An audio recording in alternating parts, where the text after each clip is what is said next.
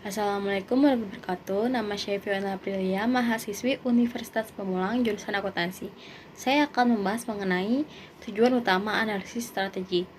Analisis strategi digunakan untuk menilai posisi bisnis perusahaan, menganalisis daya saing internal dan eksternal, menentukan strategi terbaik agar perusahaan mencapai keunggulan kompetitif yang berkelanjutan. Ada 4 alat yang digunakan, yaitu BCG, IE atau internal eksternal, Grand Strategy, dan QSPM untuk membantu manajemen memahami di mana posisi bisnis berada dan strategi apa yang harus dijalankan. Yang kedua, ada tahapan analisis strategi menurut para ahli.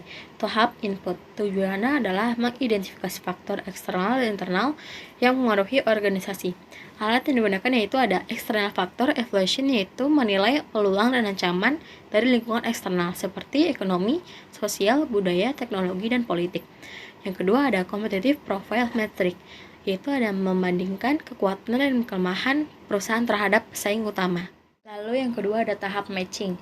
Tahap matching ini membandingkan faktor internal dan eksternal untuk menghasilkan alternatif strategi.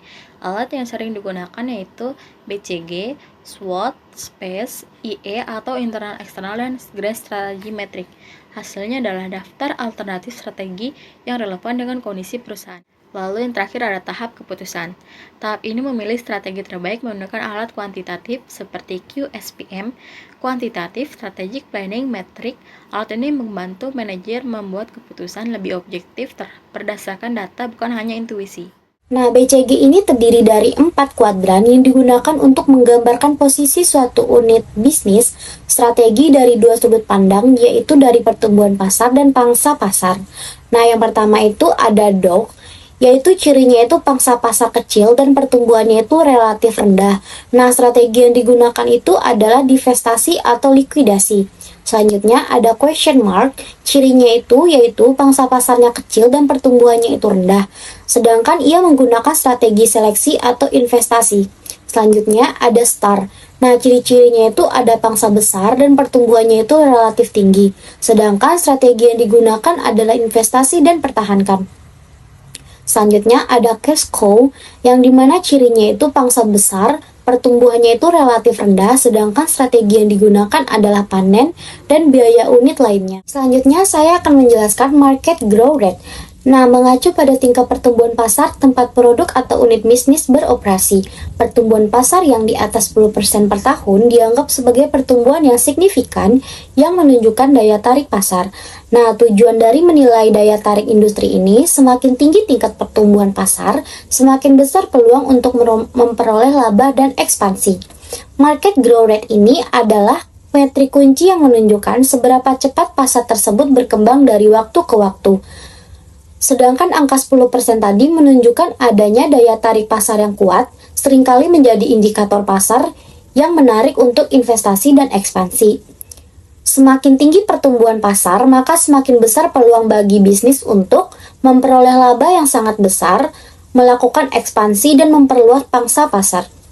Market growth rate ini rumusnya yaitu G sama dengan P1 dikurang PO per PO. Nah, penjelasannya itu adalah sedangkan G itu tingkat pertumbuhan pasar atau market growth rate, sedangkan P1 nilai atau ukuran pasar pada periode saat ini, contohnya itu akhir tahun 2025.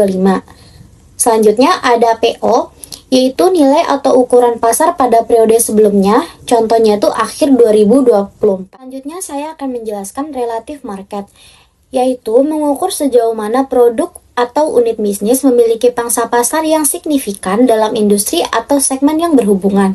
Nah, pangsa pasar relatif mengukur posisi kekuatan perusahaan dibanding pesaing utama dalam hal penjualan atau volume pasar.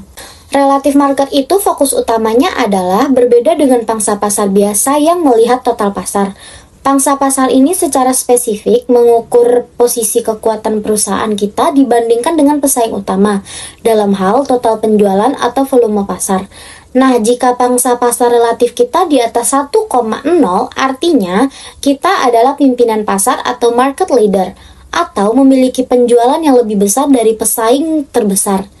Jika di bawah artinya kita adalah pengikut atau follower dan pesaing terbesar memiliki penjualan yang lebih dominan. Untuk relative market, Rumusnya adalah pangsa pasar relatif sama dengan penjualan perusahaan per penjualan pesaingan terbesar. Selanjutnya ada studi kasus analisis BCG pada McDonald Indonesia. Menu andalannya itu Big Mac, McSpicy, Happy Meal. Nah, ini termasuk cash cow atau pangsa besar stabil. Nah, menu andalan maksudnya di sini adalah sumber utama pendapatan dan arus kas yang tinggi bagi perusahaan, dan yang dihasilkan dari produk ini digunakan untuk mendanai unit bisnis yang kuadran lain membutuhkan investasi, seperti Star atau Question Market. MC Cafe dan layanan pesan antar digital termasuk Star. Nah, karena pertumbuhannya tinggi, dominasi meningkat. Ada menu lokal, yaitu ayam spesial sambal ijo nasi uduk. Nah, ini termasuk Question Mark yang dimana masih dalam uji pasar. Selanjutnya, ada produk musiman, yaitu termasuk dog, penjualan rendah atau tidak berkelanjutan. Selanjutnya, saya akan menjelaskan matriks Grand Strategi McDonald's Indonesia. Nah, McDonald's Indonesia itu berada pada kuadran 1 atau pertumbuhan pasar tinggi ke posisi kompetitif yang kuat. Nah, maksudnya di sini adalah McDonald's itu beroperasi di makanan siap saji di Indonesia yang terus tumbuh pesat dan padat saat yang sama. Nah, mereka sudah memiliki posisi kompetitif nih yang sangat kuat atau pangsa pasar yang relatif tinggi dibandingkan pesaing utamanya.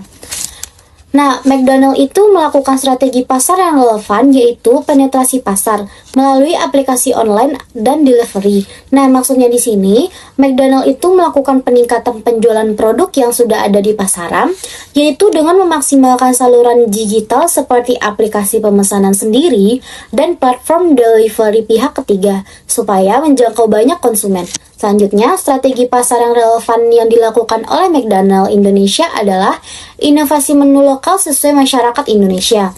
Nah, ini termasuk strategi pengembangan produk, yang dimana McDonald itu melakukan inovasi untuk memenuhi selera lokal, seperti meluncurkan menu dengan cita rasa khas Indonesia untuk menarik konsumen. Selanjutnya, ada pengembangan produk minimum dan dessert. Nah, maksudnya di sini yaitu pengembangan produk dari McDonald itu untuk mengembangkan segmen MC Cafe dan dessert yang memiliki pertumbuhan tinggi.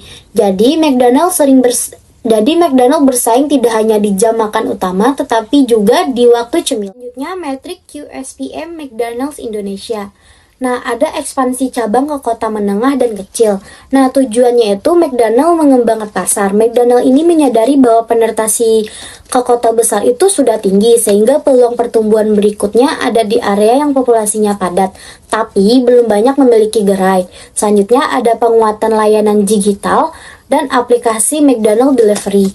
Nah, ini tujuannya menetrasi pasar, yaitu memastikan mereka mendominasi saluran penjualan yang sedang booming. Penguat sistem dan user experience aplikasi akan mengunci loyalitas pelanggan. Selanjutnya, ada kolaborasi lokal atau menu kolaborasi brand Indonesia yang kayak seperti tadi, contohnya ada sambal ijo dan nasi uduk. Kesimpulannya adalah penggunaan BCG, IE, Grand Strategi, dan QSPM secara terpadu membantu perusahaan dalam menilai posisi bisnis dengan objektif, menyusun strategi yang relevan dengan kondisi internal dan eksternal, mengambil keputusan berbasis data dan prioritas strategi, dan meningkatkan efektivitas dan daya saing jangka panjang perusahaan.